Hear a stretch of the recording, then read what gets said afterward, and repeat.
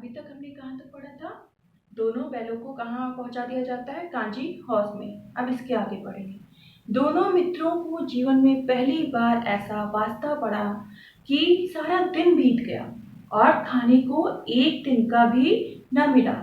समझ में ही नहीं आता था यह कैसा स्वामी है। इससे तो गया फिर भी अच्छा था। क्या कहते हैं? बैल कहते हैं कि समझ में ही नहीं आता था यह कैसा स्वामी है, इससे अच्छा तो गया था। पूरा दिन बीत गया था और खाने को एक दिन का भी नहीं मिला था। यहाँ कई भैंसें थीं, कई बकरियां थीं, कई घोड़े, कई गधे, पर किसी के सामने चारा न था।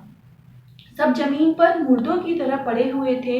कुछ में तो इतनी शक्ति नहीं थी कि वह जो है सीधे खड़े भी हो सके। सारा दिन दोनों मित्रों ने फाटक की ओर टकटकी लगाकर देखा, पर उन्हें चारा आते हुए नजर नहीं आया।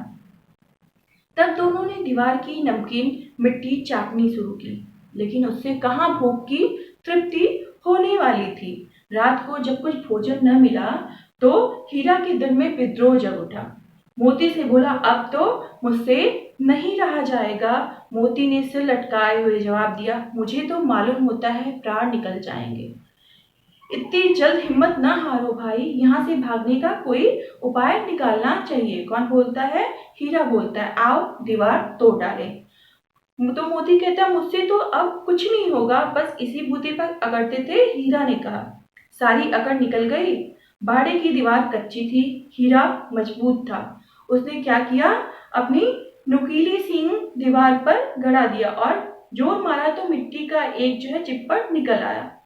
फिर तो उसका साहस बढ़ा। उसी समय क्या होता? कांजी हाउस का चौकीदार जो है लालटेन लेकर जानवरों की हाजिरी लेने निकला था।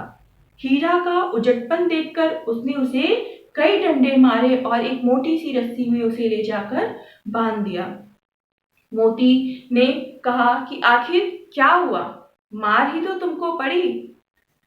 हीरा कहता है, कुछ परवाह नहीं, यूं तो मरना है ही। सोचो दीवार खुद जाती तो कितनी जाने बच जाती।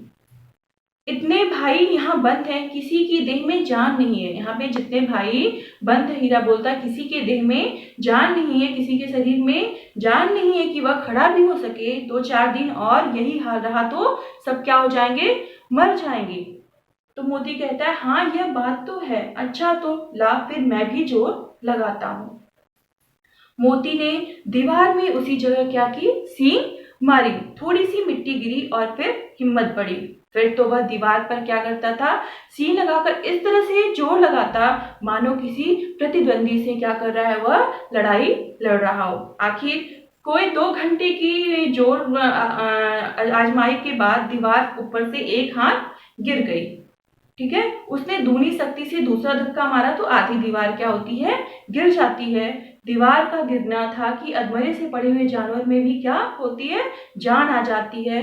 तीनों घोड़ियों सरपट भाग निकलती हैं। तीनों घोड़ियां जो रहती हैं सरपट भाग निकलती हैं। फिर बकरियां निकली। इसके बाद भैंस भी वहां से खिसक गई, पर गधे जो है जो कि त्यों वहीं पे पड़े हुए थे। हीरा ने पूछा, तुम दोनों क्यों नहीं भाग जाते? एक गधे ने कहा, फिर से पकड़े जाएंगे तो? हीरा बोलता है, तो क्या हरज है, अभी तो भागने का अवसर है। हमें तो डर लगता है, हम यहीं पड़े रहेंगे। गधा कहता है, हमें तो डर लगता है, हम यहीं पड़े रहेंगे। मोती ने आंखों में आंसू लाकर कहा, तुम मुझे इतना स्वार्थी समझते हो? जब हीरा क्या कहता है? हीरा कहता है कि हीरा ने कहा, तुम यहाँ से चले जाओ, मुझे यहीं पड़े रहने दो। तो क्या मोती की आंखों में आंसू आ जाते हैं और कहता है कि तुम मुझे इतना स्वार्थी समझते हो हीरा? हम और तुम इतने दिनों एक साथ रहे, आज तुम विपत्ति में पड़ गए हो तो मैं तुम्हें अकेला छोड़कर चला जाऊं? हीरा ने कहा, बहुत मार पड़ेगी मित्र, लोग समझ जाएंगे यह तुम्हारी शरारत है। मोती गर्व से बोला, जिस अपराध के लिए तुम्हारे गले में बंधन पड़ा, जिस अपराध के लिए तुम्हारे गले में बंधन पड़ा, उसके लिए अगर मुझ पर मार पड़े तो क्या चिंता? इतना तो हो ही गया कि 9-10 प्राणियों की जान बच गई। क्या कहता है? इतना तो कम से कम हो गया है कि 9-10 प्राणियों की जान तो बच गई है। वे सब तो आशीर्वाद देंगे। ठीक है, क्लियर हो रही है स्टोरी? ओके। यह कहते हुए मोती ने दोनों गधों को सींगों से मार मार कर बाड़े के बाहर निकाला।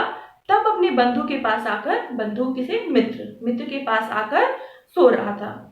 भोर होते ही चौकीदार तथा अन्य कर्मचारियों में कैसी खलबली मची। लेखक कहते हैं इसे हमें लिखने की जरूरत नहीं है।